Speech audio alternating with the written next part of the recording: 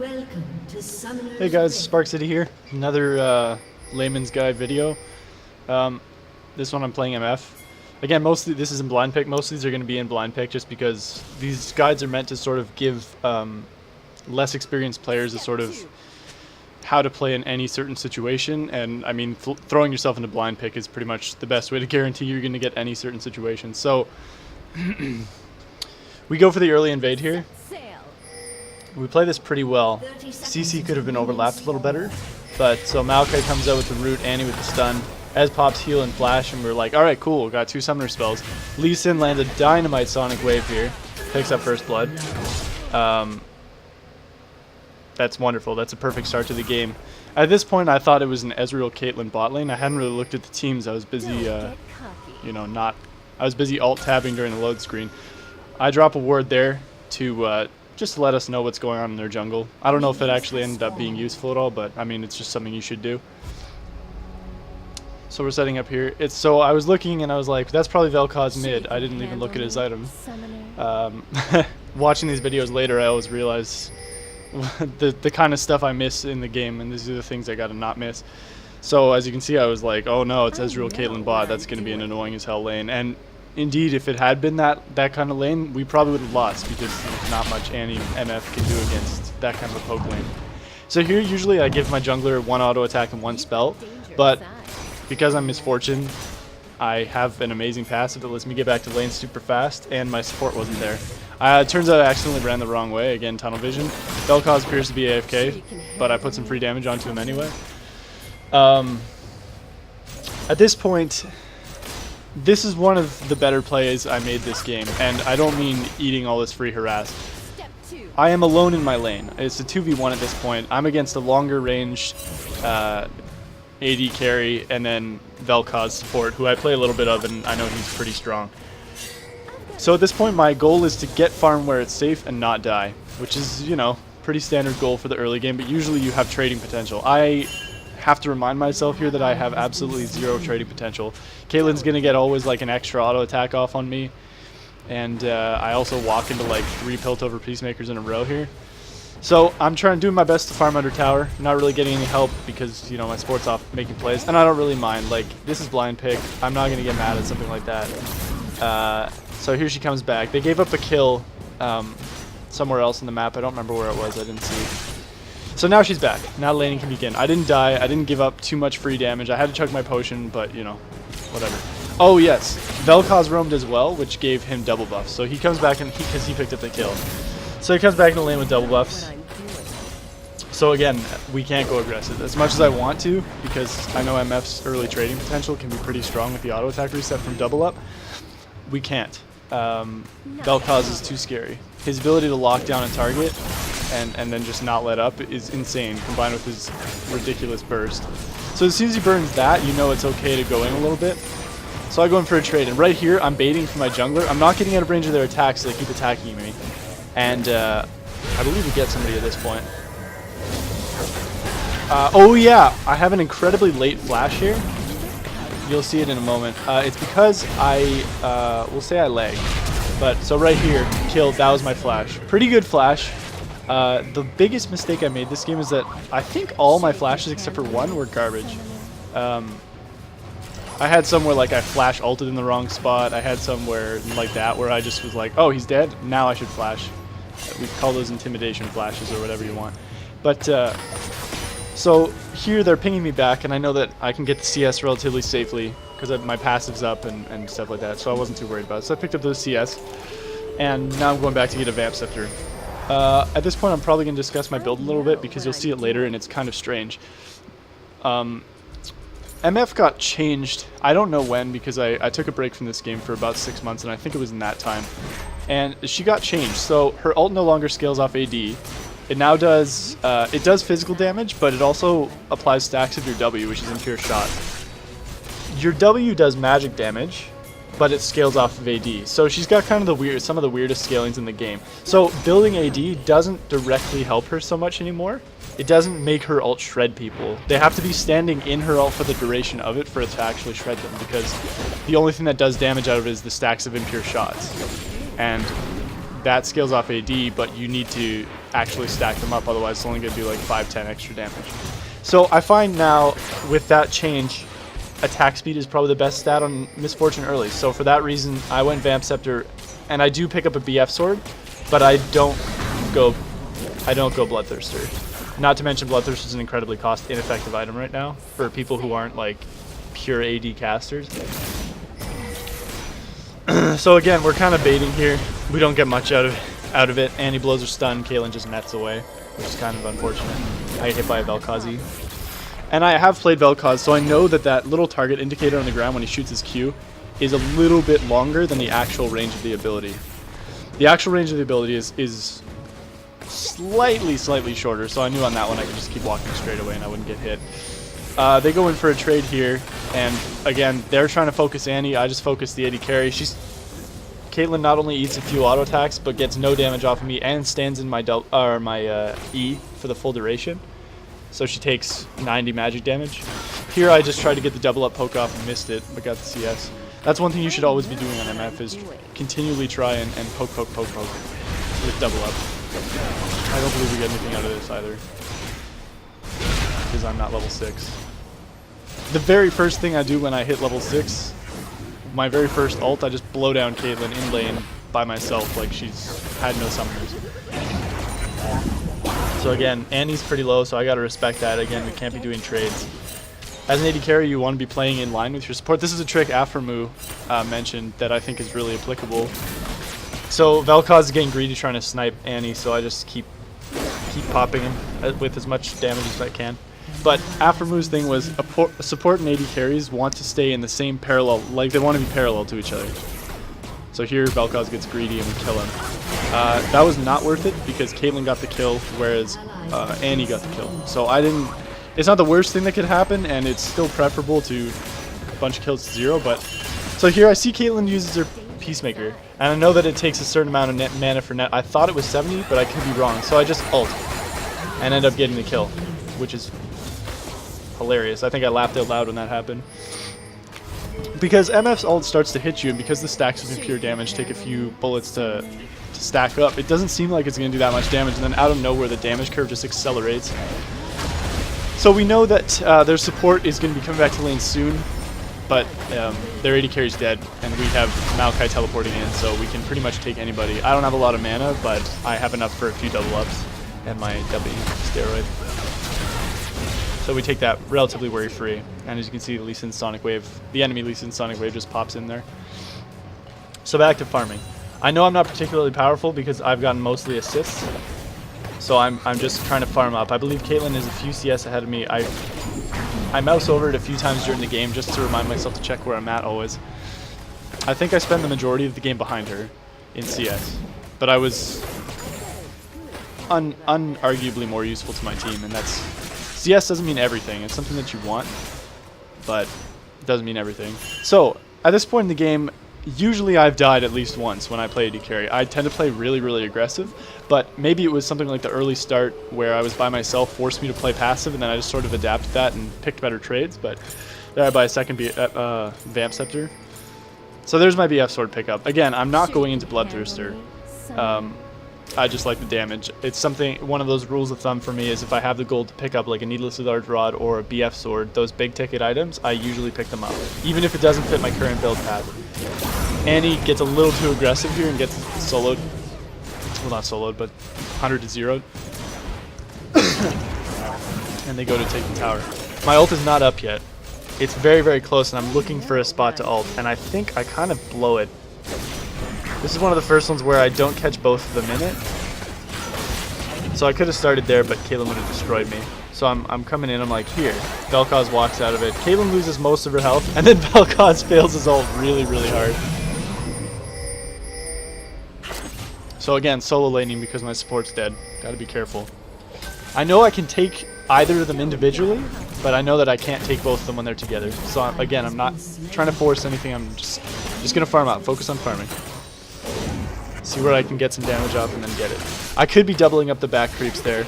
And he comes in, makes a very nice flash stun, and we just pop Vel'Koz for the kill. Very nice there. And he played very well this game. Back to farming. And I believe at this point, at some point in the game, Girvin AFKs for about 5 minutes. And that's when I started, you know, internally groaning because, you know, with the server issues recently, you can't really blame anybody for DCing. But I was having a great game and I didn't want it to go to waste, but clearly it didn't. And we'll see why. So here I tank a tower shot because I misjudged the distance. We're just going to put some damage on. I'm not using my W. I probably should have, looking back on this, but Annie and I are just pounding away on the turret. Here, Kate walks back into lane and I immediately get some poke off. I made a conscious effort here to try and do that more often. So there was an attempt that was very low percentage, but it might have happened. And again, here I try to do it again, and she walks just out of the cone range. But that's MF's inherent advantage, is that she can poke through creeps, and she has an auto attack reset. The double up second shot actually does more damage than the first shot. Here I walk into a Vel'Koz Q. Girvin comes in for a great gank, very nicely womboed with Annie. I flash here again because I didn't realize the Ignite was going to take her down, and I was going to double up Vel'Koz to try and kill Misfortune, or kill Caitlyn behind her. Here I ping on Vel'Koz because I know we can take him. I make a crucial mistake here. Annie takes a couple tower shots, which is, you know, that's its own thing. I ult, and I didn't heal Annie at this point. I could have healed her and kept her alive. I'm only realizing this right now. I could have healed her there, but I didn't because I'm a bad teammate. But anyway, at any rate, support gets us to kill. We trade our support for support, and I get the kill on the Vel'Koz. So that was worth it in my mind. Now I'm on a killing spree. So my 1-0-3 support score has now turned into a 3-0-4, slightly less support score. I believe this is the first time I checked the CS. I believe it was around the late 70s. So again, I'm picking up my attack speed because I think being able to stack those impure shots on MF is the key. You'll also see me tank any Caitlyn trap when it's safe under our tower because you don't want to be retreating back to your tower and get destroyed by a Kate trap. That's no fun.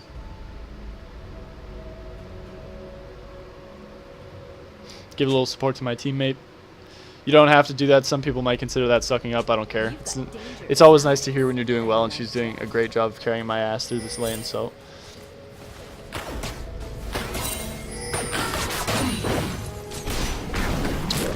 So again, I know that we can probably catch someone here, so I just go in by myself. I know I've got Annie waiting in the wings, but unfortunately they know that too.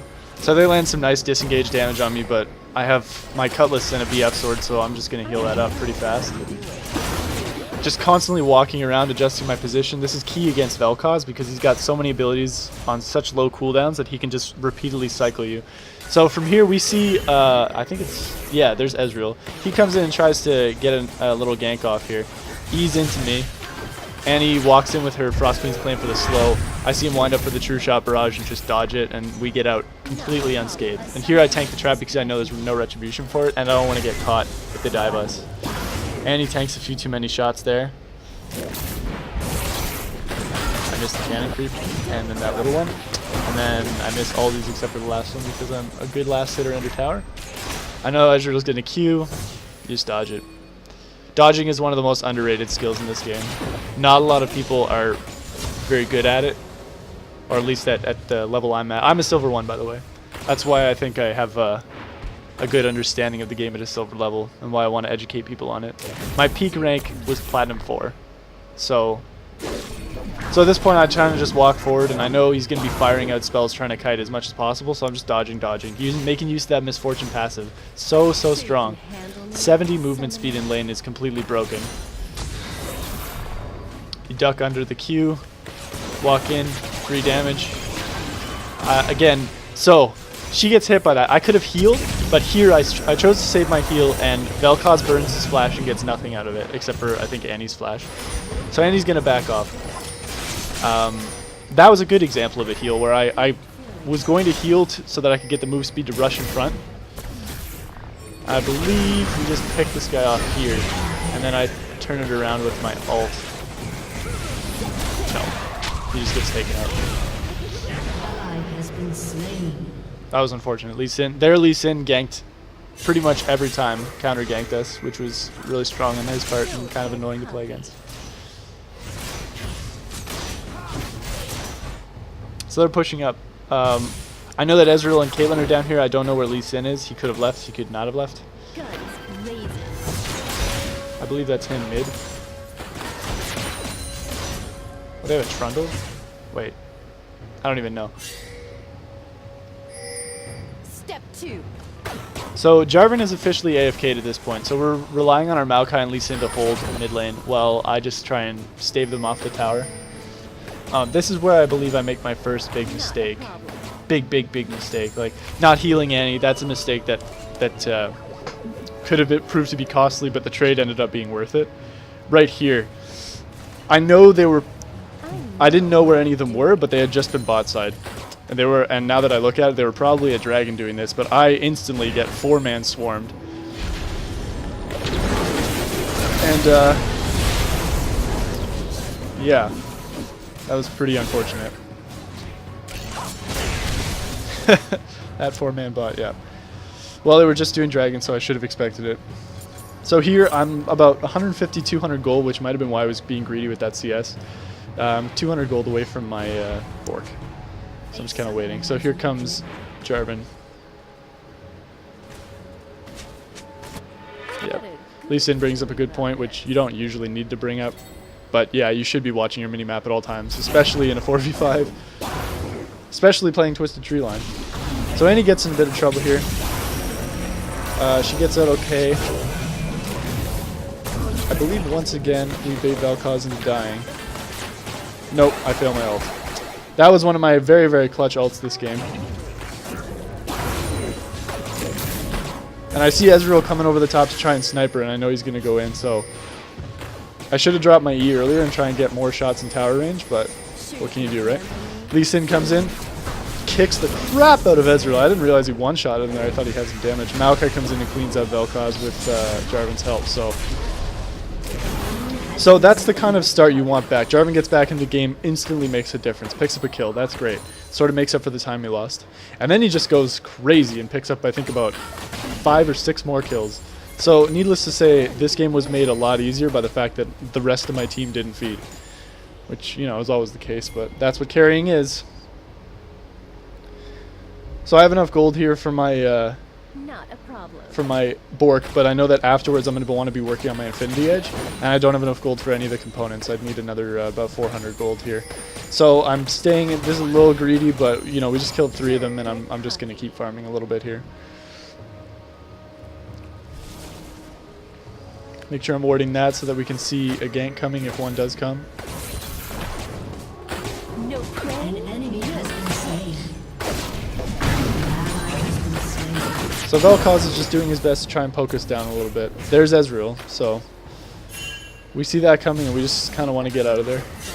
We didn't realize how strong they were at that point, so in blind pick it's definitely better safe than sorry. Killing spree. Girvin picks up an assist on a Lee Sin kill on the Rengar. Good feeling about this. And now we know. We're thinking, we see them top. There's Lee Sin. Ezreal's mid, our bot here. I did not realize Vel'Koz was still in this bush. That could have been a lot scarier. But I failed my ult again right here. We pick him up anyway, though. I see the Ezreal ult coming. I flash it. It probably wouldn't have killed me, but it's better. He might have been able to all-in me after, or Kate would have just ulted me, so... It ended up being a better flash than I thought it was when I initially did it. So that was like my one good flash of the game. You guys are going to see... You've already seen 2 failure flashes, but... So now, I have my numbers. I need 900 more for my Bork, and then I need 875 for a pickaxe to start completing Infinity Edge. I have some really good attack speed at this point, which is a stat, like I said, that's always beneficial on somebody whose every auto attack does more damage to the same target. So here we go, running back to lane. 440 move speed, pretty underrated. It's a non-scaling passive, so obviously it's better early game when nobody has boots, but 440 is still beast all game around, especially considering that if the game gets far enough, I tend to build a Triforce.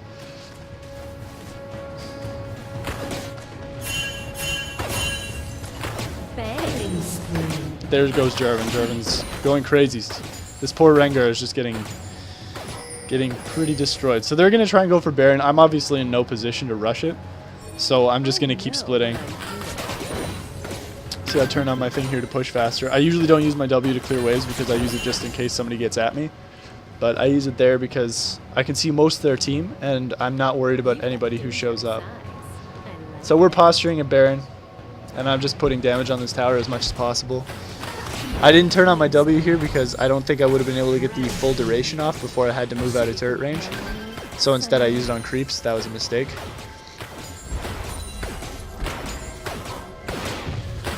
So getting some more turret damage.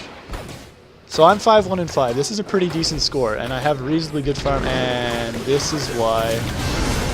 This is the one guy who could 1v1 me on their team. That's the Rengar for you. It doesn't matter how far he's down, doesn't matter if they just got killed 3 times in a row. He can still solo your ass if you're the AD carry, so you gotta watch out for that. I have enough for the Cloak of Agility, so I picked that up. Just for some crit, and just get me close to the Infinity Edge. They're sieging our mid tower, and he can't really do much against 3. She tries to, but she gets Ezreal's heal at least. I believe they pick up Vel'Koz, because he's out of mana and can't really do anything. Lee Sin steals our blue in the meantime, but there's another kill for the Girvin. Girvin came back into this game and really, really made a big difference. He kept Rengar down, he kept Ezreal down for the most part. So here I'm moving to clear the blue. And I'm alerting my team as to my plan. I'm going to keep pushing bot. Now that's probably not the smartest decision because they could send Rengar to 1v1 me. And the whole point of split pushing is that you have to be a good duelist and you have to send multiple people. You can't really duel Rengar unless you have summoners, and I don't. So I think he wrecks me another time in this game at some point. But Lee Sin and I take the quick dragon that was just coming up. And I go back to farming bot lane. I know my team's holding their own around the map, so I know that I can do this. At this point, I'm pushing, I'm shoving hard, but it's more for the farm because I'm very close to a power spike, that being my Infinity Edge. In fact, I already have it, but I figure might as well just farm what's here. I've got Lee Sin guarding me the whole way, so our team's posturing a Baron. I don't know if they actually started to do that, and if they did, I'm not sure why, but it works out because Lee Sin, we do the old 2-man split push together, and we end up taking this turret down with relative ease. I think Rengar tries to jump me again, and I misjudge the distance and take like a couple tower hits. We go for some good damage. They kill Maokai. That is when the 2 other members of our team peel back and have to start defending really hard. We can't really do anything against 4. So we see the little thing. I have Summoner heal this time. I pop my ult to no avail. Some good damage to him. If I hadn't staggered my auto attack here, I might have killed him. Depending on the RNG, if I had gotten a crit. But so they're sieging now on our mid tower. So I gotta go back. I got my power spike. I debate picking up home guards here, but it gets to the point. Wait, do I? Yeah, I do pick it up. I have just enough gold. I like being able to run out of base at like 1,000,000 miles an hour, so you just go for it. So they're posturing Baron, so I was going to go back again, just keep shoving the bot lane. But they looked like they were going to do Baron. But they backed out of it, so I immediately go mid to farm mid. As an AD carry, you never want to be just like roaming around. Annie's doing a great job of roaming around because she's the support. She's supposed to get out there and ward. I'm supposed to keep my ass fed and farmed. Set sail. So my team is chasing through the jungle. We're trying to even out everything. We're ahead by a considerable amount, but the game is by no means over. Nothing but powder monkeys. With MF's ult change, I don't think she has quite as much team presence until late game. She does a lot of damage, but, you know, she just doesn't have the same shredding capacity that her ult used to. It would still shred armor if I had a black cleaver, but it's just not worth it. It doesn't do enough damage. So we're trying to cheese somebody here. Annie pops a sweeper. There's no wards. I believe we catch Vel'Koz. No, he knows where we are. You've got dangerous eyes. So we're posturing here. I don't really want to fight this because we're all really, really out of position. So I'll go back to mid. So now we're just going to shove down mid. Somebody takes out our sideboard there.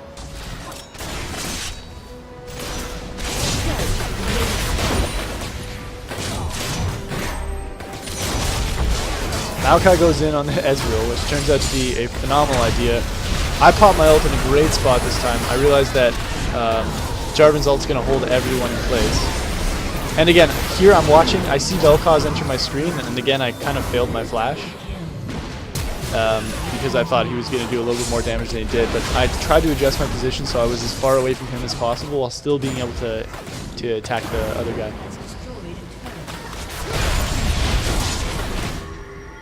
I know what I'm doing. So we're just going to go ahead and take this down. Vel'Koz, I believe, gets wrecked here. I don't join the fight because I realize that we've got an inhibitor, or at least a turret if I keep going. This was scary. I almost got destroyed by Vel'Koz there. If that sapling hadn't been there, it might have killed me. And again, this is one of those things where I have no vision behind me after I get to the river, but instinctively I keep running back because I don't know. I got another slow on him, but he's not giving up. My team's not going to respond to it, so I'm just going to run until I know it's safe. So I run up into this little crevice here. I know I'm safe here because Annie walks by, and I know that she'll protect me if Vel'Koz comes, so I'm not too worried about it. Now they've spiked me out, so they know. I pick up another BF sword here, which is, I don't think it was the best pickup, honestly. I probably should have started going either Last Whisper or Triforce, depending on the armor situation. I like to go Triforce on MF because she gets that auto attack reset, and her double up can apply on hits, or does apply on hits, I should say. So you auto attack Q, and that all of a sudden does almost like 4 times the damage. We catch Vel'Koz here, and he gets destroyed, but Girvin is completely disgustingly fed at this point. Maokai, I believe, suicides. Nope. So we pop Caitlyn as well. I now have my ult. I see Lee Sin is coming up there. Rengar gets the shutdown on Maokai because it's Rengar. We shut him down. At this point, we're chasing a Lee Sin. We have our own Lee Sin, but I'm trying to ping my guys to come here because all he's doing is wasting time. It ends up being not as big of a deal as I thought it was at the time because I don't think we had enough time to take down the inhib even with 3 of us. Although we might have. So I realize, I look at the death timers, I realize there's 3 up. One of them's Lee Sin, one of them's Ezreal. I'm going to get destroyed. So I just run out of there. I go and attempt to steal their red buff on my back, put a ward here so I can see what's coming. And sure enough, Lee Sin shows up. And he smite steals me. That's whatever though. Not a problem. So I didn't get the red buff, but I got the EXP, so there's that. So my team's going ahead and destroying, and I'm going to go take blue buff because I find myself running a lot, and our mid lane is Girvin, so he's not like... He is mana hungry, but he's not incredibly mana dependent. Like, he can still be annoying. Otherwise. So now I'm going to go join up with my team. We're sieging the top lane, and we just took down the turret, and there's... Annie's waiting with her stun. This is probably a good time for an MF ult. MF Annie have incredibly strong synergy because if you get an AoE stun, that's like a second. Miss Fortune's ult channels for 2 seconds. Annie's stun at late game lasts for 1.75 seconds, so if you pop that a little early, you see me checking the range. So again, I just like slow down everybody here as much as possible. I could have... No, never mind. Tibbers is really strong. Vel'Koz suicides for the kill on Annie. I don't really know if that was worth it. Probably not. I know I can probably kill this Caitlyn, but I started tanking tower and I didn't want to risk it. I just played this game very safe, which is why I think it was a good game, because usually on a usual day I would have towered over that and probably died. And then been like, what the hell? Oh, team didn't follow up GG. So we're going in for Ezreal. I decide my team can use my deeps, and I just crit him in the face for like 1 million damage. I definitely earned that kill. It's really hard to walk up and auto attack somebody once. So now I'm double buffs. So Lee Sin comes in here. I'm not sure what he's attempting to do, but he gets kind of shredded. And I know what Rengar's trying to do, but unfortunately for him, he also gets shredded. Dodge the Vel'Koz. I want to call it tectonic disruption. I think I want to call it rupture for a while, but yeah, just dodge that. Get out of there. Movement speed passive really strong. It's getting all that money.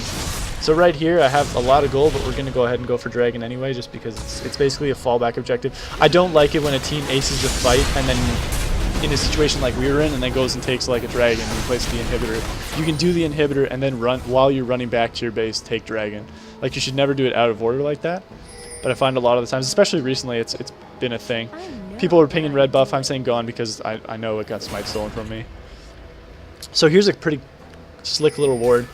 If the range extends over halfway of the wall, you can pop it over. You can click it at the very end of its range, and it'll pop over onto the other side. It can be a little unpredictable, like it can get shunted off to the side, but that one landed perfectly, which was nice. Lee Sin's baiting for me here. If they had gone for me, they probably could have one-shotted me, but I decided not to, and I picked up another kill with my ultimate. Could have saved Danny there if I had presence of mind. Probably would have been able to put a little bit more damage down. I flash in here because I'm dumb. I'm not sure. See, that's the kind of aggressive play I was talking about. I was like, I can totally get this Caitlyn. And then I just get Rengar in the face. Not to mention, I wouldn't have been able to get Caitlyn because of the net. So I'm not sure what I should buy here. I'm kind of thinking about it. And then I realize I have enough gold for Last Whisper, I think. So I just picked that up. I don't sell my Dorans because there's nothing I could pick up with it. I was going to go for Quicksilver at this point to sort of get myself out of some CC if they ever did catch me. But if I had sold my Dorans, I still would have been short of the QSS, so.